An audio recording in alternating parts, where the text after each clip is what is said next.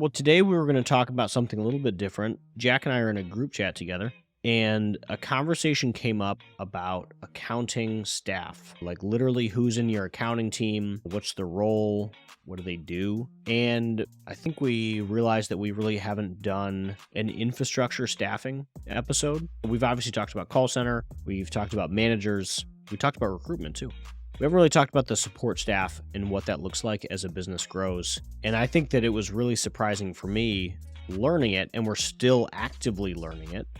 And it was a conversation earlier because it seems to be about 15 million. That seems to be the number that this really starts to take effect. But you can grow your business really fast up to a certain point, and then the business will literally break on itself. Because there's this time in your business where like your people literally can't sell more stuff. Most of the time, you take this small company, you add incentives, you add flat rate, you add marketing, you add all these things to grow as fast as you can, and you hit a really big wall. And there's always these plateaus, and the 15 million plateaus specifically, and there's other plateaus further down, and they're all roughly the same thing. Like, what's the infrastructure? At 3 million, that first big plateau is usually going to be recruitment and field management. So that's the big plateau that you have to cross. And then usually starting to market, but that becomes like bigger later on. 5 million is now you have multiple managers. You have to separate dispatch and call center.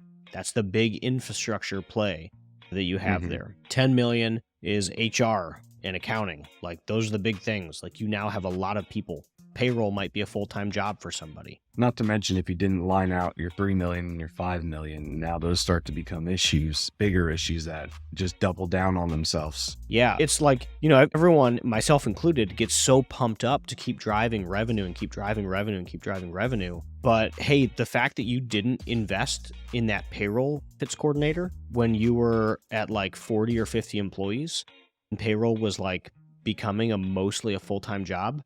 Now you have guys quitting that used to be your highest performers because they don't trust their paychecks anymore because you're doing a bad job. Like, whoever is doing payroll, right? And everyone's got some sort of commission structure, so payroll's really complicated. Or you keep hiring these awesome guys to perform work or sell a ton of work, and yeah, you don't have payroll, you don't have HR, so their benefits suck. You don't have a fleet manager, so trucks go down and you lose $5,000 a day because you don't, it's just you like trying to throw together this system of how to do all this stuff. It's company breaking stuff when you get big enough where like the investments that you're choosing not to make now so that you can go invest into something else, maybe it's marketing, maybe it's a vacation house, I have no idea, are going to hold you back later. So that was this conversation we had earlier.